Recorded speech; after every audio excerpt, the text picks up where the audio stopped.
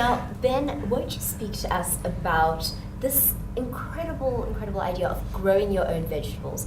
We all know that we need to eat more healthier, but so many people say it's just so expensive to try and get all of these ingredients into your diet. But you can grow them yourself. Absolutely. It's really not a difficult task, and not only that, but it's incredibly rewarding. For me, one element of it is eating healthy, but for me it's much more about living healthy. And the experience of building a garden, maintaining a garden, harvesting from the garden, preparing fresh, the fragrances, the colors, the excitement. We've set up 253 food gardens in Cape Town to date, and I'm still, after 9 years, absolutely excited when that first bean of the season arrives and the first eggplant arrives and the herbs are flowering and the bees are doing their work. So it is, from my point of view, it's absolutely priceless. I don't believe it should be looked at purely from a point of view of economy, because it's much more than that. Having said that, it's not expensive to do.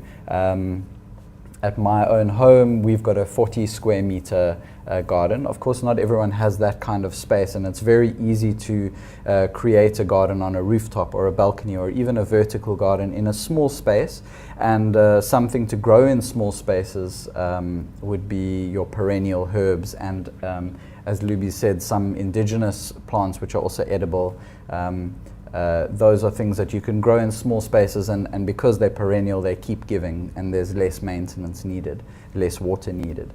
But if you do have some space at home, even 10 square meters can go a long way. As I said, my wife and I have 40 square meters, and that's enough to produce more than enough food for us. We share food with our friends, with our family. Pretty much everyone walking through our property leaves with a bag of fresh produce. In fact, all of this produce on the table here was harvested just minutes ago from our own garden. It's beautiful. Now, we've got two questions from our News 24 users, and you've touched on the one. It's, I only have a balcony. Yes. What can I grow on my balcony?